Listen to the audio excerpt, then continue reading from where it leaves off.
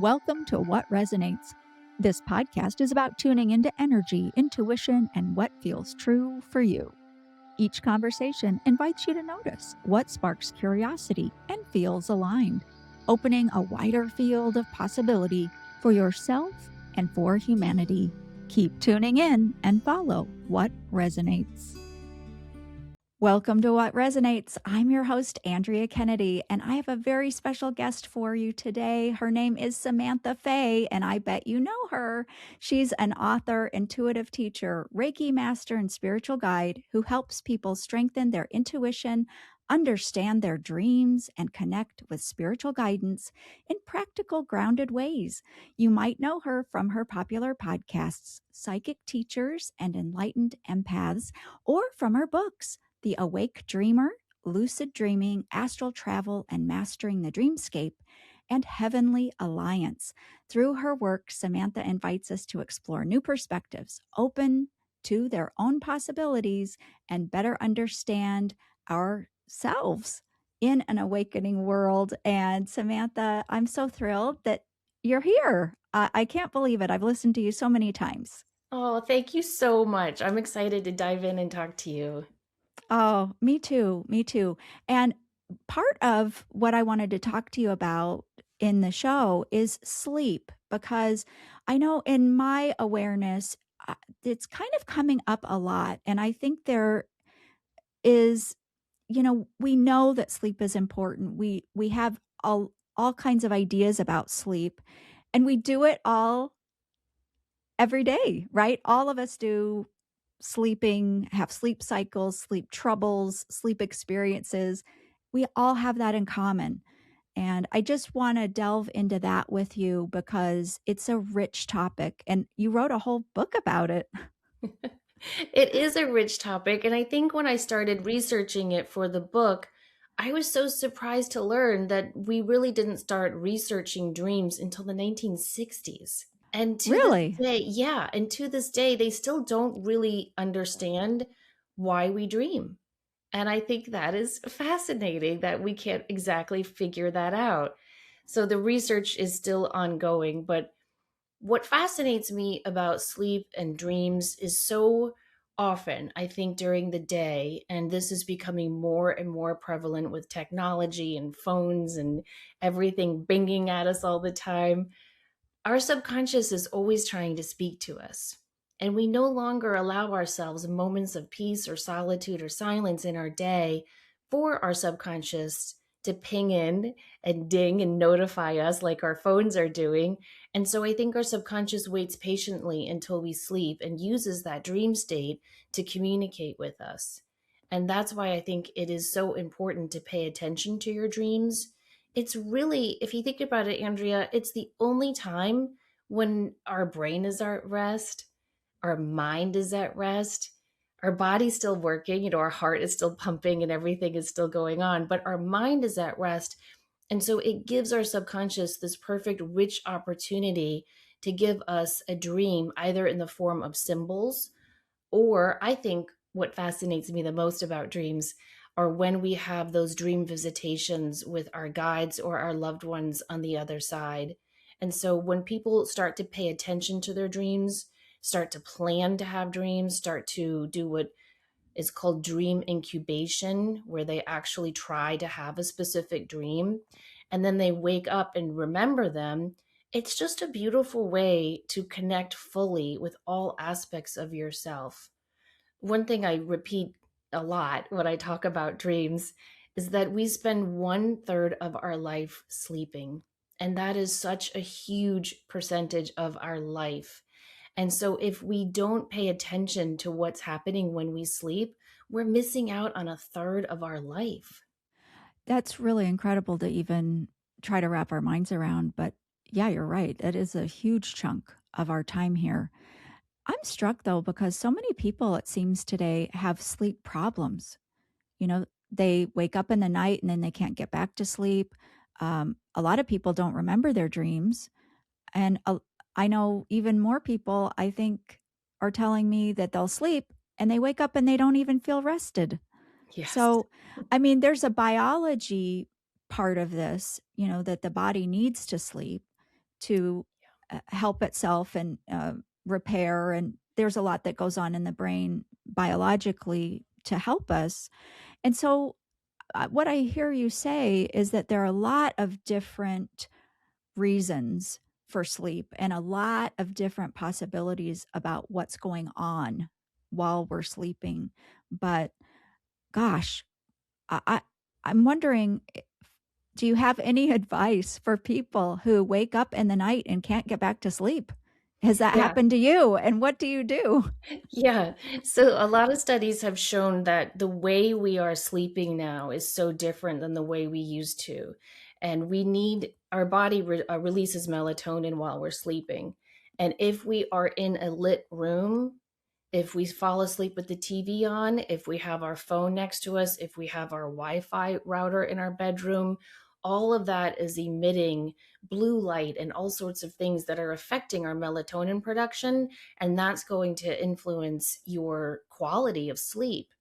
They also have been able to show that if you do anything before bedtime that's stimulating, that could be drinking alcohol, that could be watching an upsetting true crime show, that could be looking at your calendar and going, oh my gosh, I have so much to do tomorrow. Whatever mental, energetic state you're in, the 3 hours before bedtime are going to be reflected in your sleep.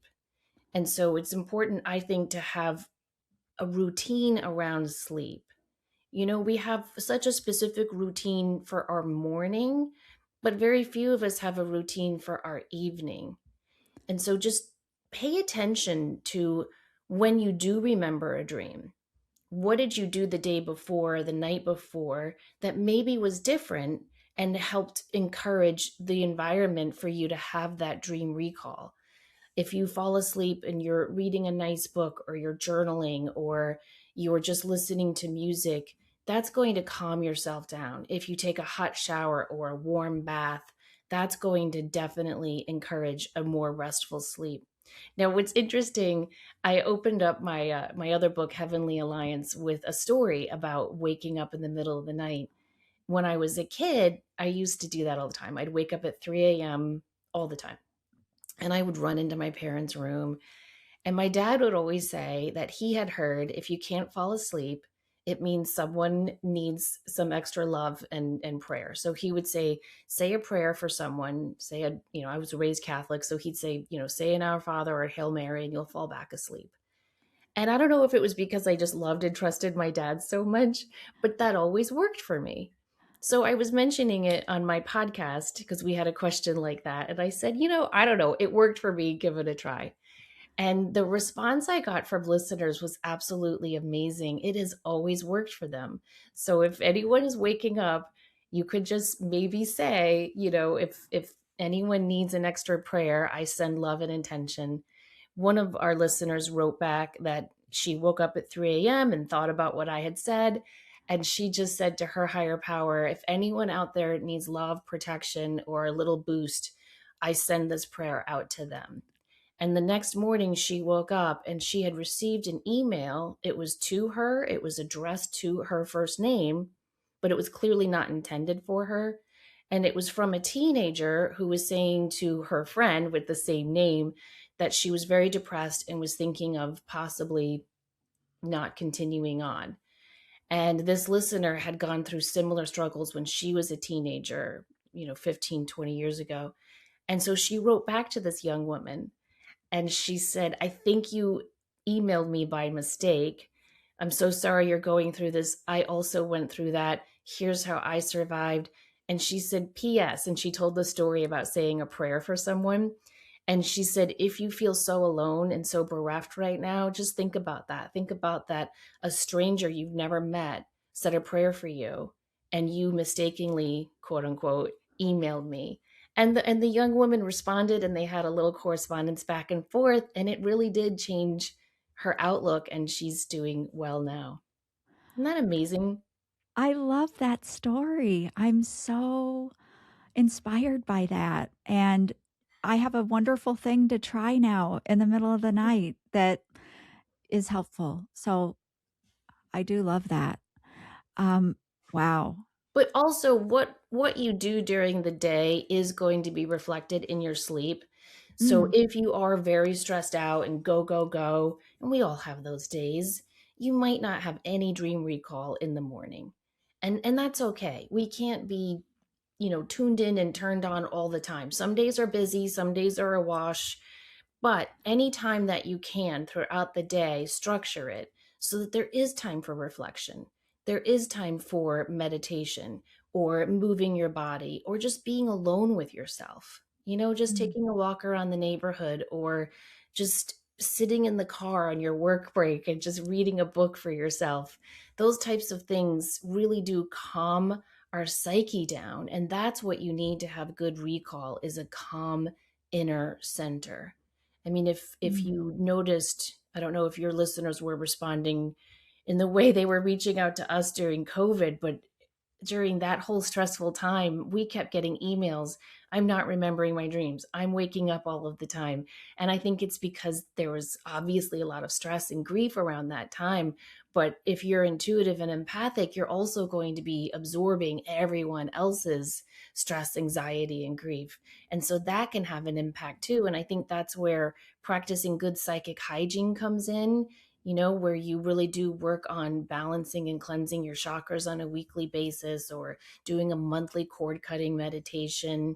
But just adding ritual to your day can really enrich your life, but also your dream. So if you have anything that resonates for you. For me, I have a little crystal grid in my office and there's a candle in the center. And I just light that candle every morning.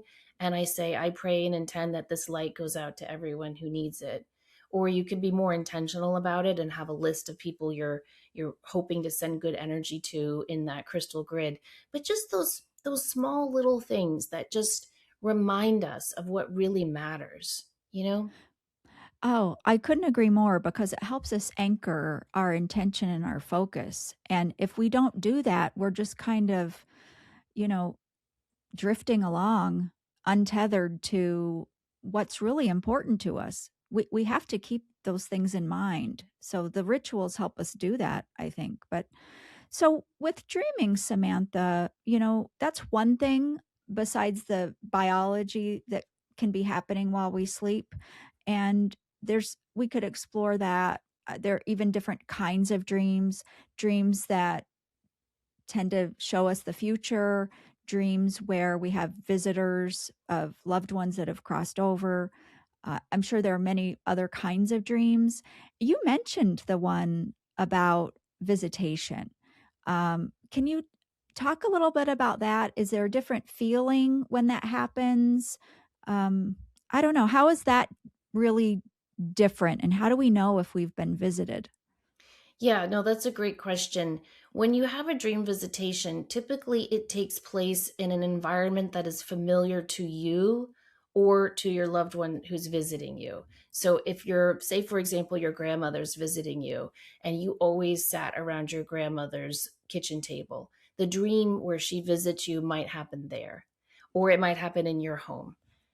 It usually is accompanied by a feeling of this is so real.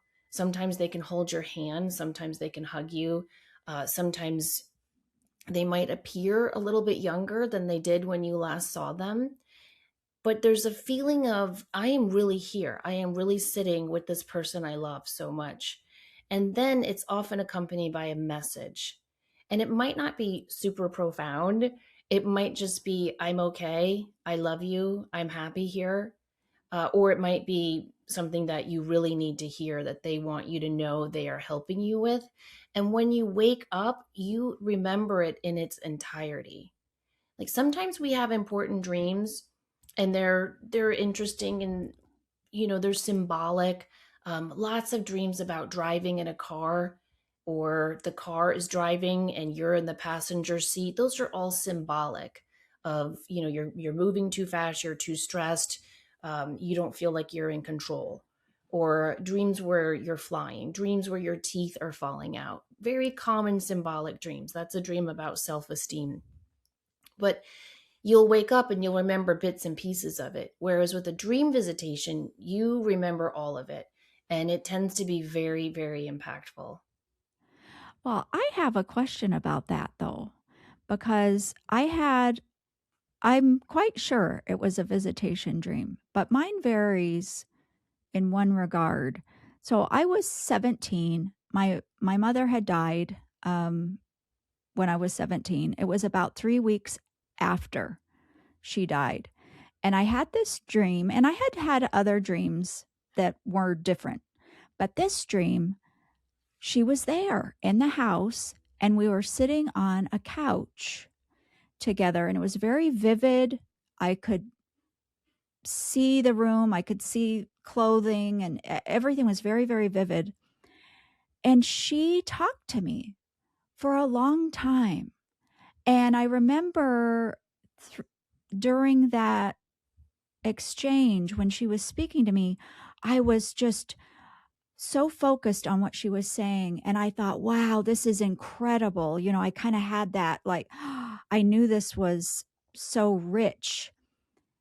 And then it came to an end, and I could feel myself waking up or coming back.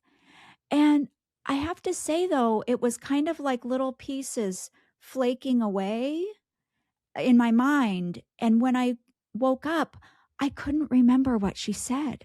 It was like she gave me the best advice and best information, maybe about the future. I don't know, but it was so valuable. But yet, as I left there, it's like I couldn't bring it back with me. Yeah, okay. I understand that. That has happened. I often dream where I'm walking or connecting or talking to my spirit guide, and he will be saying the most profound things like your mother was, and I'm like, "Oh my gosh, this is so great. I can't wait to wake up and write this down." And then I wake up and I don't remember. And so one time I was meditating and trying to connect with my guide, and I said, "I'm just so mad at you. Like, why bother to enter my dreams with these, I'll remember bits and pieces like you said, but not the whole conversation." And I said, "That doesn't make any sense to me." And he said, "Your soul remembers." And he Hmm. said, "When it is time for you to remember all of the messages, they will be downloaded to you." And I've often wondered, do you ever have those times where you'll like lose sound in one ear, or you'll hear Hmm. a ringing in one ear, not talking about, tetanitis, what is it called? TMJ, what, Tinnitus. tinnitus, but just the one ear. And spiritual teachers for forever have said that's when your guides or your angels are talking to you. I wonder if that's when those messages are finally downloaded into our subconscious so they can rise and we're ready to receive them. So it might be that all the wonderful things your mom said you weren't ready to hear and retain at 17, but they're all there. But you Right. still remembered the feeling of it. You remembered the couch. You remembered all of that. And I just want to say, too, that the fact that she was able to do that 21 days after she passed is a testament to the love she has for you. Because when I have had dream visitations with loved ones who have passed, it typically takes them a while. The first one was my former mother-in-law, and she said, "Samantha, hold my hand. I don't have much time." She said, "I've been learning how to come into your dreams, but they didn't tell me it would take this much energy." And I thought, wow, they have to learn how to do this. My dear, dear best friend George passed away when he was 27. And he came to me in a dream, and he was sitting on this bench outside this restaurant where we used to work together as kids. And I ran up to give him a hug. And he goes, "No, no, no, I haven't learned how to do that in the dream state yet." Wow. Yeah. Really? So I think that it's hard for them to learn how to come into our dreams, and it takes energy and it takes time. And if we are really in the throes of grief, often it'll be even longer for them to be able to come into your dreams. My father passed away 4 years ago from Alzheimer's. And it was a long time before my sisters and I heard from him. In fact, it was my daughter who saw him in a dream first. And she's very, very intuitive. And she was with her, who she describes as her angel. And she saw my father in what she said was almost like a puffy cloud with a rainbow of lights encircling around him. And she said to her angel, "Papa, like that's my papa. I want to go see him." And her angel said, "He's not ready. He's still healing." because he had just passed away. And, when you have dementia, Alzheimer's, it can take a little bit longer to reclaim all of your energy. But he's finally been able to come through in a dream. So I just say that for listeners who are listening to your beautiful story and thinking, well, my mom passed away 8 years ago and I haven't heard from her. There's often reasons for that.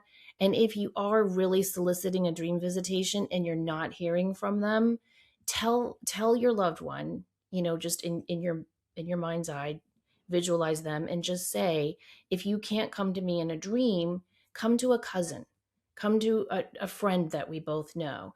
Sometimes with our emotions and the level of intensity, it blocks them from coming in because we get so excited that it pushes that energy away. Oh, yeah, you know what it reminds me of is really high expectations, you know?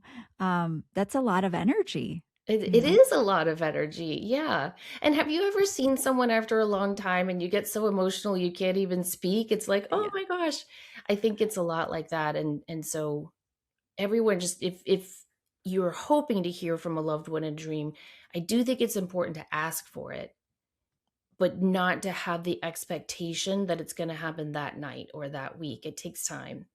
And if you right. have done all of that and you're still not hearing from them, then tell them to go to a friend or a close family member who would tell you about the dream, because often that's easier. They're not grieving as much as we are.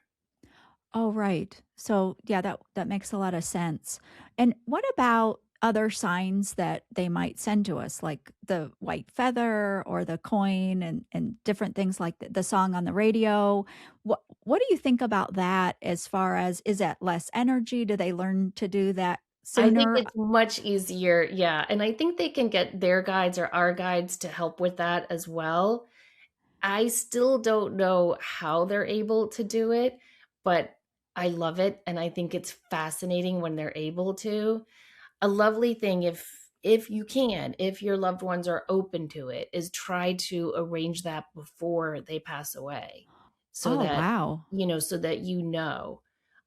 for I mentioned my former mother-in-law. I was so close to her, and towards the end, she said to me, why do they say pennies are from heaven, Samantha? And I told her, I said, well, pennies, metal is a conductor of energy, so it's really easy for them to manipulate metal on the other side so they can drop a coin. And she said, well, when I die, I'm not going to show you a penny. The hell are you going to do with a penny? I'll at least give you a quarter. And I said, okay, show me a quarter. So I told everyone in the family about that. And when we were coming home from the funeral, obviously we're very sad and it's very quiet in the car. And my ex-husband and I, we were debit card people from day one. Like, we would put 50 cents on a debit card. We just never had cash or change. And I remember he opened up the driver's side door and he goes, Samantha, did you do this to make me feel better? And I said, do what? And he goes, get over here. So I walk over to the driver's side door in our garage that had been closed all day, and there's a pile of quarters. And I was like, oh my gosh, it helped so much. And in the years after she passed, we would find one quarter in the most amazing ways. And I just love that. I love that they're able to do that.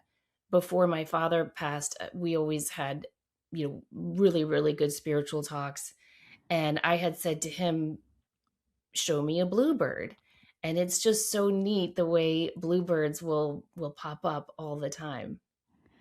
I just love the idea of that prearranging uh, concept. I don't think I'd ever really thought about that, but that is really clever to do that. Well, it's nice because then because if you don't, sometimes you find a feather because a bird just flew over and a feather dropped, Yes. or if you're like, when I walk the beach, there's 50,000 feathers, you know what I mean?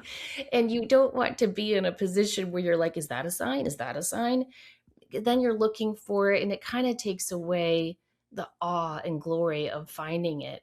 So when you are able to know this is a sign, if you haven't been able to prearrange that before someone has passed, that's okay. You can say to them in your meditation or prayer time, to your loved one, I would like you to show me a dragonfly or a butterfly or what have you. It can be music too. Music is Mhm. very easy for them. So it's whatever you feel would connect the two of you, but it has to be something that they can also be able to do.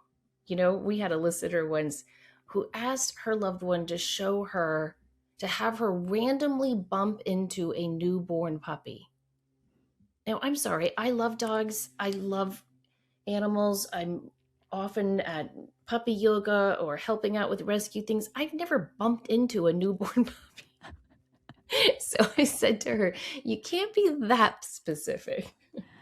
Right.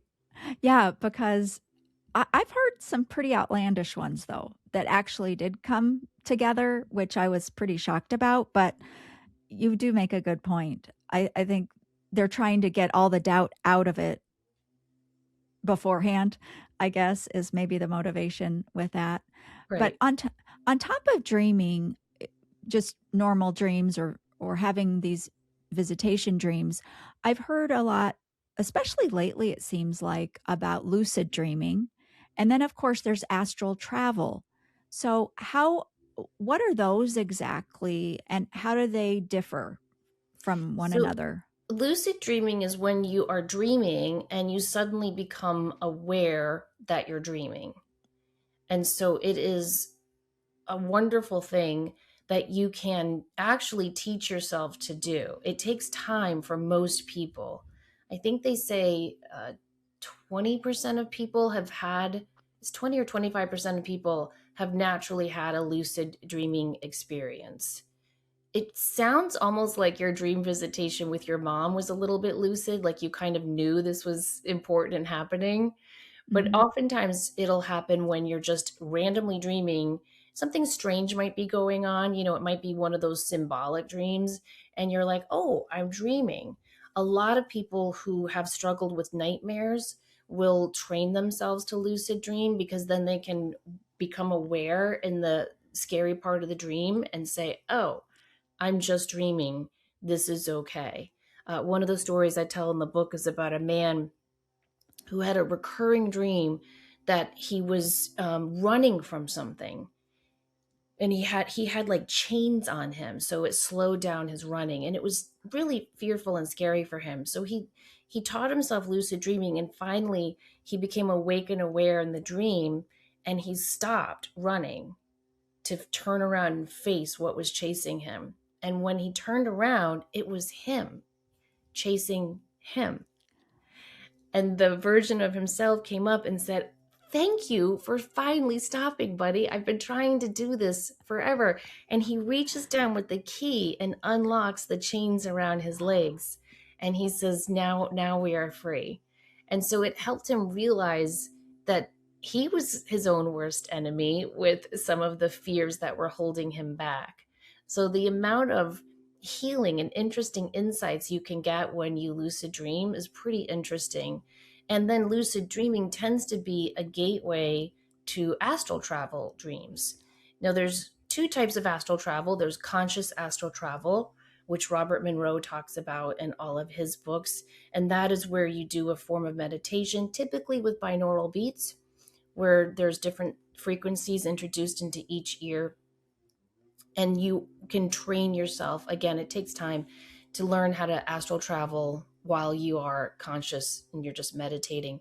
But there's also spontaneous astral travel, which I believe happens to a lot of us in the dream state, and we just don't really call it that.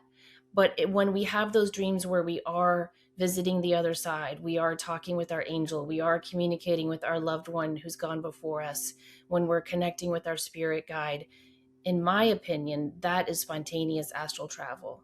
Because I truly believe, from everything I've experienced and researched and heard from other people, I do think that when we are sleeping, our soul is free to travel. Have you ever had that experience where you wake up going, and it's almost like you are slammed into your body and it wakes you up? I believe that's your soul, coming back into your body pretty fast, and you are waking up. I know you know Reiki, you're a Reiki master and have a lot of experience in that. And for all of the audience who shares that with us, In a Reiki session, very often the person is not in their body. They're Yeah. out somewhere else. And so, would you say that something similar can happen? Yes, yes, I would. I think I've just been really trying to research this and look into it, and it's not easy to research. But I think that a lot of times when we are very, very stressed, I think our soul is out of our body a lot of those times and kind of just observing. And I think when we are at that point of physical or emotional stress, whether we're going through an illness or a heartbreak or a financially stressful time, I think that we're kind of in and out of our body because it is so hard. And so when we go to see someone for healing through Reiki, I do think sometimes we're just in that doorway space, between here and there. I think I feel that way often as a Reiki practitioner. When I Mhm. am able to put my hands on someone, it's almost as though I step aside and my higher self is doing more of the work. Do you ever feel that? Yes, yes. Definitely a shift in awareness and also sensing. I have a tendency to hear very strangely. I mean, very quiet noises are very loud to me when I'm offering Reiki. And what I perceive visually can shift as well. So there's a whole field, I think, of consciousness around energy healing, Reiki, and maybe what we would say is altered states of being. I think that's exactly what it is. Yeah, there's one of the things I had been researching is called the binary soul doctrine, and it's Mm, this idea that we have our soul, our higher self, and then we have our physical self, and that the two are always kind of battling for space, right? And our physical conscious self is always like, got to get to the gym, got to drink the protein shake, got to make the money, got to network this, got to fold the laundry, all the third dimensional day-to-day stuff. And our higher self soul is always like, got to connect within, got to find the inner compass, got to reach out for, healing and insight. And I think when we allow ourselves to be in those sacred spaces, which Reiki often provides us, it's our soul who's in charge, not our physical self. oh, that's a great point. Yeah. I wonder too about when we talk about these different activities that could be happening while we're sleeping, is is there is there a reason that we don't remember things? Is that something we should want to change so that we are remembering, or should we just leave it alone? I don't think we should leave it alone. One of the things I researched where I was like, oh, it actually came across in a couple of dream research articles. The only people who never remember their dreams are psychopaths. Oh, okay. Because they are so out of touch with their emotions. They're numb to it, right? That's why they're always doing illegal things to get, an adrenaline rush to get some type of feeling. So when you aren't remembering your dreams, I do think it's because you're so stressed that you're kind of numbing yourself to feelings. And it could be you're using medication to do that, or alcohol to do that, or some type of stimulant to do that. And no judgment, I'm just saying that's going to impact your ability to recall your dreams. So if you're used to taking a Tylenol PM before going to sleep, or Ambien if that's still even on the market, those types of things are going to completely inhibit your ability for the most part to remember your dreams. If you are consciously engaging with your dreams, meaning you're writing them down when you do remember them, I always recommend to write them down or just talk them into your memo app on your phone and include the date and try to look at patterns that you can find. Some people tend to dream a lot around the full moon. Some people tend to dream a lot on the weekends when they're able to sleep in. Some people, you might be able to find a pattern of the middle of the week, or it could be different for everyone. But if you put a full date, it's going to help you recognize your pattern for dreaming and dream recall. If you are reading books about dreaming, if you're listening to podcasts like this about dreaming, you probably will remember your dream, at least one dream tonight.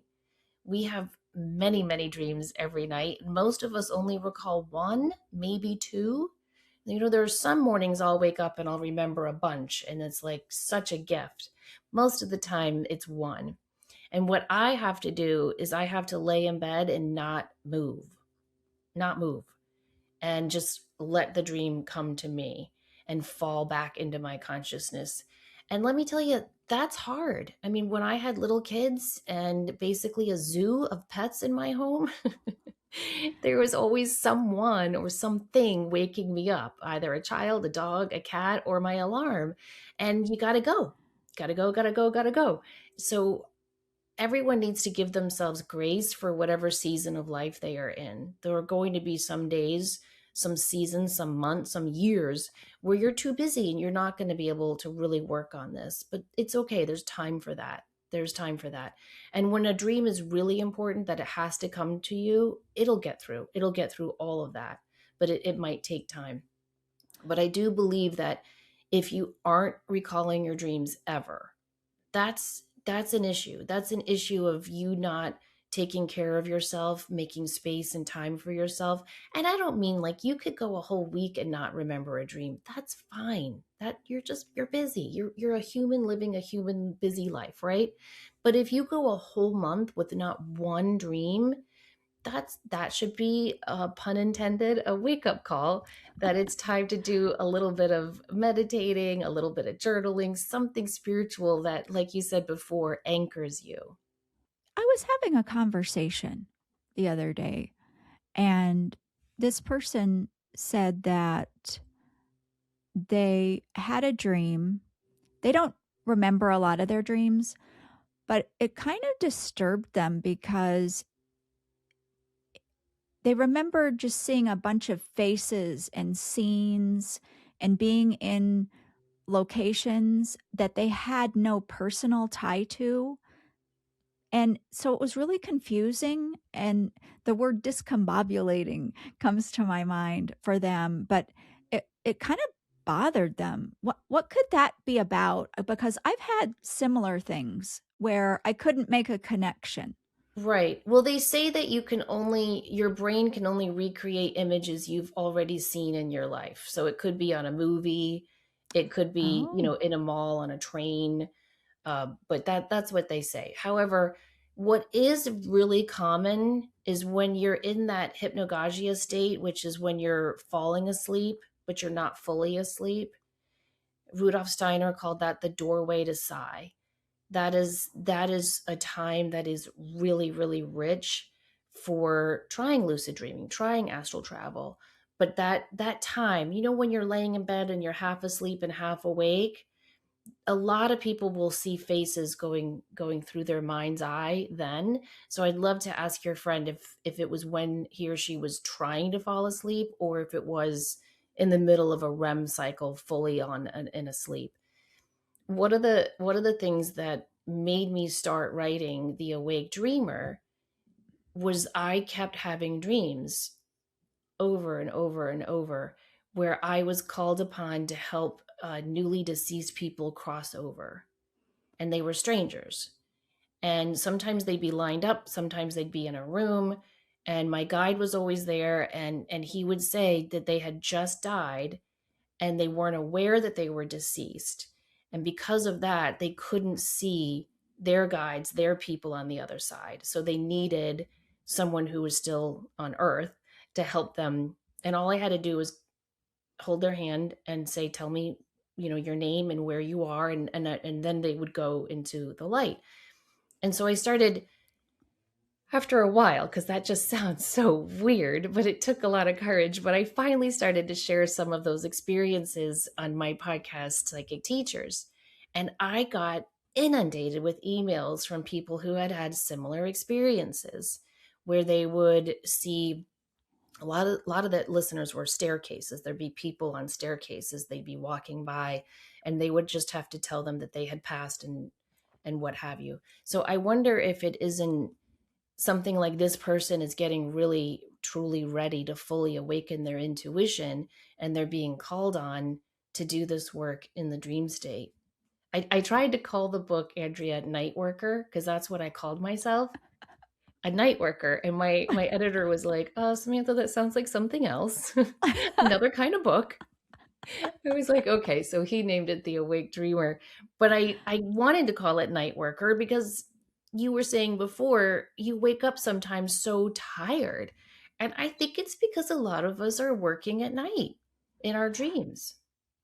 I agree. And that story about helping them cross over, do you think that that was an agreement maybe that you made before you came into this lifetime? And then you reached that point of taking action? What do you think about that? Yeah, no, I definitely do. I do think that a lot of us who have those experiences have agreed to do that. And I find it incredibly rewarding and an honor. And I love it when I am able to have those dreams. There just wasn't, when I was going through that, oh, this is 15, 20 years ago when that started. I really didn't have a lot of resources. So that's one of the reasons why I wrote the book. But I did find one that I really enjoyed and I recommend to listeners. It's called Breakthrough to Creativity. And it was written in the 1960s. So it's old, but I think it's still in print or at least on Kindle.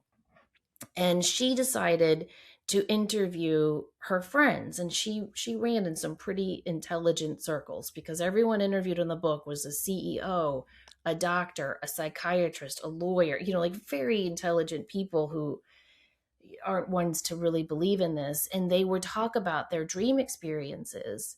The surgeon was taught new ways to work with his patients.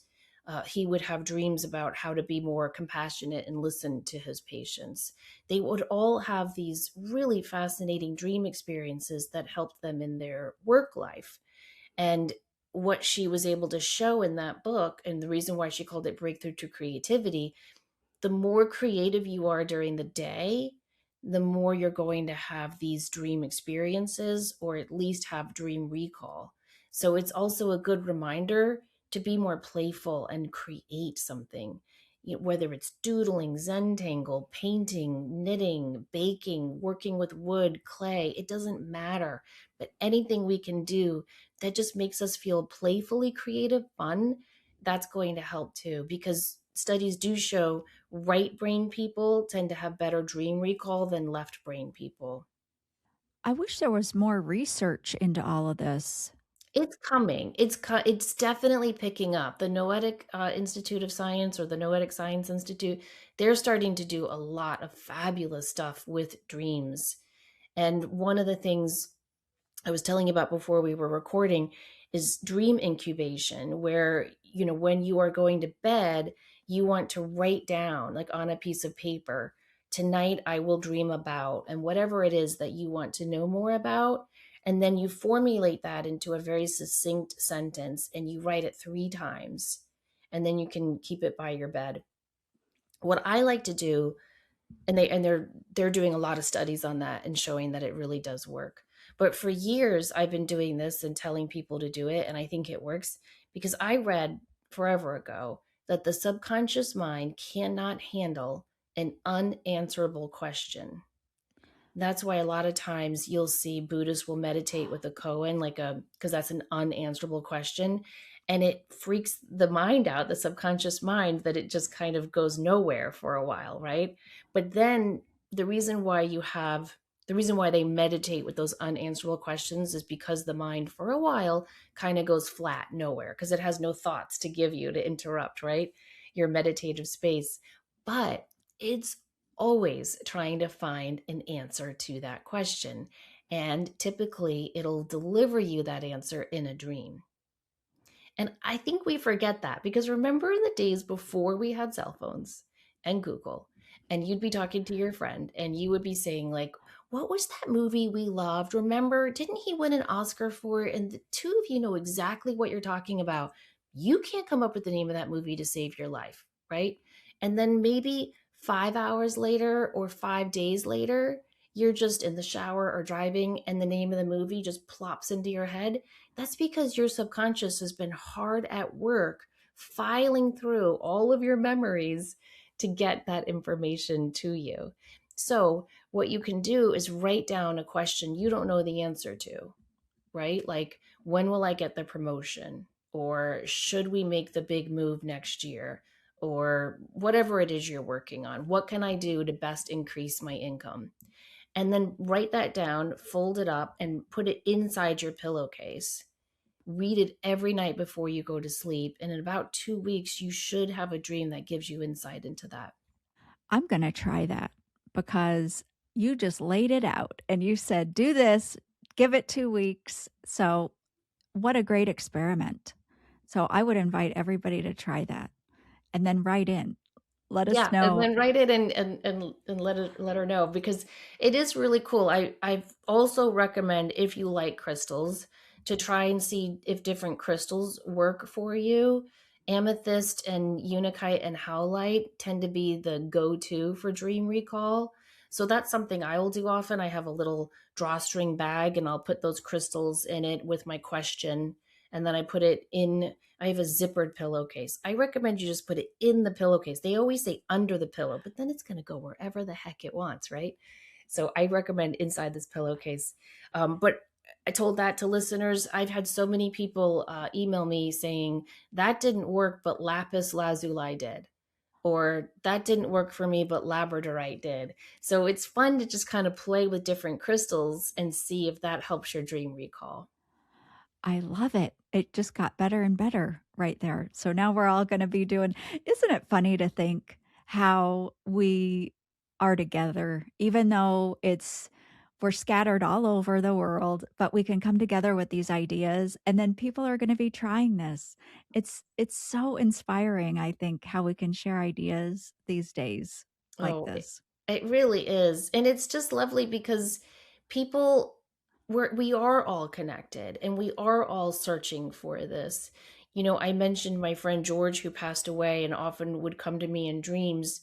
He was really, really into music when he was in college.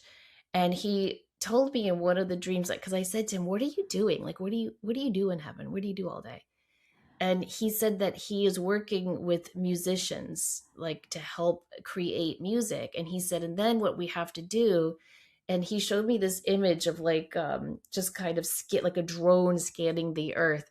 He said then I have to find people who energetically match the music that we've created and we drop it in, and if they're open to receive it then they have a music idea, but if they're not open we have to keep trying and drop it into different people. And that just blew my mind because haven't you ever read stuff like Alexander Graham Bell beat what 2 people to the patent office for the telephone invention by like a day? How did how did 3 people invent the same thing the same time? You know, there's you see stuff like Yes. that all the time, and I Mhm. wonder if it's our loved ones on the other side like, oh, we need to help out, what can we do? And so the more we can try exercises like this, the more we can be open to all sorts of wonderful things. Absolutely. And I feel kind of, I don't want to rain on the parade, but should we have any kind of thought about being open while we're sleeping and Yes, maybe we should. not so great things come? Yes, I completely yes. I have a whole chapter on that in The Awake Dreamer, but I also have another book to recommend by Lex oh my gosh, I'm forgetting his last name. It's called Nightmare Land. It's a Oh, really good book about scary dreams and sleep paralysis and what it means. But yes, and thank you for asking that because I always tell people I always pray into my day, right? Where I will just send out good thoughts. I always ask that angels surround my daughters and me and just have an intentional moment before the day starts. We also need to pray into our night, into our sleep time. And I think a lot of us forget to do that. And so when you are going to sleep and you are in this open receptive state, you do also want to be grounded and set that, and it doesn't have to be prayer, it could just be an intention that you are protected and safe, and that only beings, I always say, only loved ones who have gone through the divine light of protection can connect with me. But whatever it is that resonates with your belief system. But that's a really great point. Oh, I'm so glad then that I asked because, yeah, we are sovereign, but we've got to have our intention. We need to be clear and take care of ourselves. Yeah, we do. But I think nightmares are very instructive. I would agree. And I mean, just to go back to the dream that you shared about the man running in chains, I mean, that was incredible. Uh, Yeah. the depth of learning there is just you just can't make that kind of thing up. No, Quite no. frankly. Um, No, and usually those nightmares are really symbolic, but we don't read them that way, you know? So mhm. when you're able to step back and just look at the dream from more of a, what does this person represent? What does this represent? Then you can usually break it apart more easily. I had a friend who kept dreaming that she and her friend were fighting vampires. And then she turned and her friend was also a vampire, and it really terrified her. Well, it turned out that her friend stole her idea at work and presented it as her own. She was an energy vampire. Oh, wow. The amount of wisdom that can come through, it's absolutely mind-blowing. Um, Now, before we're out of time, I wanna bring something up. You had mentioned this work at night about crossing people over. My question would be, what other quote unquote jobs are we doing in our dreams if we're not crossing people over? What are the other roles that we might be playing? And well, let me start there. So there's a lot of things that we can do on the other side. I've had several dreams, and I've heard from people who also have, where they are working with people on Earth and people who have already crossed over, and they are doing combined energy work to send positive light back to Earth. And I think that's Mm. a really important thing. One of the things I talk about in my book, and Breakthrough to Creativity also has a lot of stories about that. A lot of us are in school on the other side. I've had several dreams where I'm learning about energy, I'm learning about healing, I'm learning about light, I'm learning how to break up and dispel negativity, where I'm actually in class. So sometimes you might be going to school, oftentimes you might be like having like meetings is the best word I have with your team, where you're going over your soul plan, and they're showing you where you're on task and on path and where you might not be. And that's a good opportunity to adjust certain things during that time. There's also precognitive dreams where we're able to see things that are coming up, and sometimes there's nothing we can do about it except, send good energy to that event, and sometimes there are things that we can do about it. So there's just a myriad of things we can do in that dream state if we want to. And I say that because I've had people ask me, what if I just want to go to sleep because I'm dog tired, right? And that's fine too. You can always say, I don't want to do any night work tonight. I just want to sleep and rest. We are always in charge of our own energy and our own emotions. And I think it's important to remember that. Oh, I do too. I couldn't agree more. There's a shift in consciousness happening, I think a lot of us are aware of. And I'm wondering, have you noticed any trends or how is that awakening for humanity? How is that affecting our dreams? I think what's happening right now in the world is affecting our dreams, in that a lot of people aren't remembering their dreams right now, because the Mhm. energy is frantic, it's anxious. There's so much going on right now. It's almost as I think so many people feel powerless. Like, well, what can I do to help? Or where do I even focus? Like, what do we even focus on intending to send healing or good intentions to? So I think people are feeling really overwhelmed right now. I think, there's just so much negativity. We started a new segment on my other podcast, Enlightened Empaths, just called the Good News episode, where we just share good news because what you're reading is just so bad. And so I think that's a part of it. But at the same time, we have all this beautiful, wonderful stuff happening where people are awakening to their consciousness, where things that you and I have been interested in and talking about for years are being normalized now. I used to be so nervous to say what I did for a living until just a few years ago, to be honest, and now it's like, oh, that's so cool. I have a crystal, or, I got my Reiki one. It's like, really, you did? So I think there's this beautiful thing happening where more people are having their lights turned on and they're awakening to their fullest spiritual potential. And I just think that's a great thing. And we need to focus on that more than the negative news. Not to Uh, ignore that, but oh, right. And with more people recognizing who they are and their spiritual side and their consciousness, like you said, then they can decide to focus on their dream state and to have that dream journal, to remember their dreams.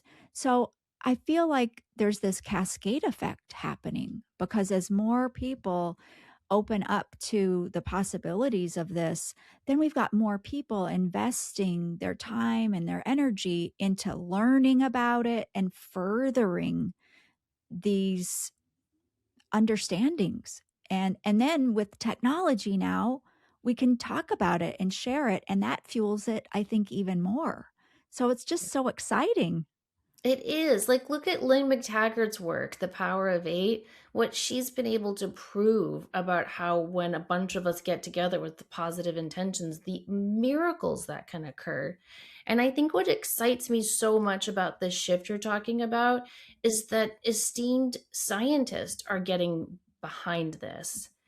Dean Radin's book, Real Magic, that book alone, I think I reread that every year because it just proves to me again and again something I'm passionate about, how powerful we really are, how powerful our minds and our thoughts and our words are.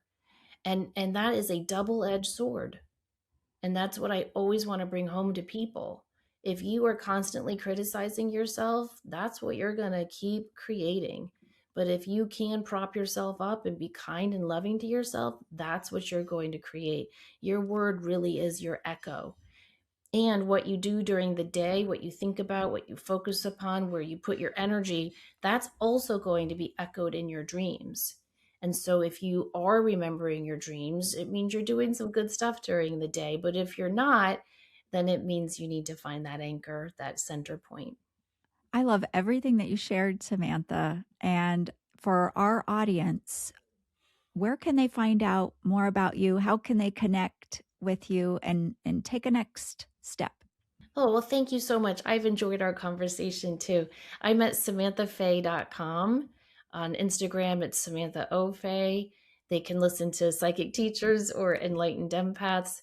I am teaching an intuitive development retreat in the North Carolina mountains with Edgar Casey, ARE. So if you go to the ARE Edgar Casey website, you can find out more about that. But I'm super excited to be doing that. And yeah, that's the best place to find me. I'm on Substack and all the other stuff too. And I think my Substack is the Crystal Chick. The Crystal Chick. Oh, I like it. I like it.